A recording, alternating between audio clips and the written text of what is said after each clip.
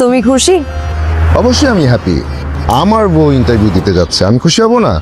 আমার বিশ্বাস ইনশাল্লাহ এই চাকরিটা হয়ে যাবে। এরকম দোলনা আমারও একটা কিনে দিবে। বৌমা, কেমন আছো তুমি?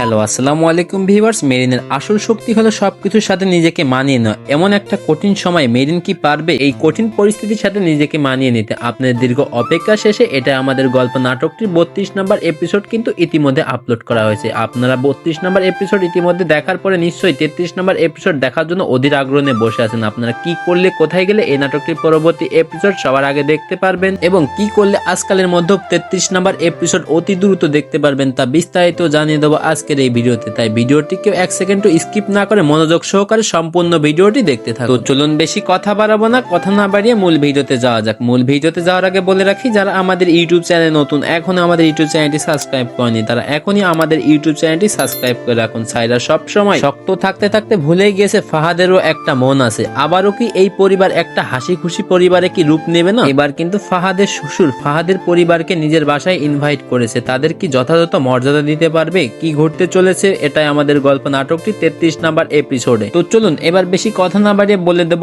কি করলে আপনারা আজকালের মধ্যে এই নাটকটির পরবর্তী এপিসোড অর্থাৎ 33 নাম্বার এপিসোড দেখতে পারবেন। আপনারা যারা এই নাটকটির 33 নাম্বার এপিসোড দেখার জন্য অধীর আগ্রহে বসে আছেন, অধীর আগ্রহী, তারা এখনই আমাদের কমেন্ট বক্সে 33 নাম্বার এপিসোড লিখে কমেন্ট করুন। আর যদি আজকালের মধ্যে এই নাটকটির 33 নাম্বার এপিসোড দেখতে চান তাহলে এখনই আমাদের ইউটিউব চ্যানেলটি সাবস্ক্রাইব করে রাখুন। আমাদের ইউটিউব চ্যানেলটি সাবস্ক্রাইব করা থাকলে কিন্তু আমরা আজকালের মধ্যে এই নাটকটির পরবর্তী এপিসোড আমাদের ইউটিউব চ্যানেলে যখন আপলোড করে দেবো তখন কিন্তু আপনারা দেখতে পারবেন। তাই এখনই বেশি দেরি না করে আমাদের ইউটিউব চ্যানেলটি সাবস্ক্রাইব করে রাখুন। মেরিনের আসল শক্তি কিন্তু সমস্ত পরিবেশের সাথে নিজেকে মানিয়ে নেওয়া। মেরিন কিন্তু এবার চাকরি করতে চলেছে। তো মোটামুটি বুঝতেই পারছেন এই নাটকটির 33 নাম্বার এপিসোড ধামাকাদার হতে চলেছে। তাই কিন্তু কেউ এই নাটকটির 33 নাম্বার এপিসোড মিস করবেন না। কালকের মধ্যে এই নাটকটির পরবর্তী এপিসোড দেখার জন্য এখনই আমাদের ইউটিউব চ্যানেলটি সাবস্ক্রাইব করে রাখুন। তো যতদিন না এই নাটকটা আসতেছে অবশ্যই আপনারা অধীর আগ্রহে বসে থাকবেন। তো ততদিন ভালো থাকবেন, সুস্থ থাকবেন, খোদা হাফেজ।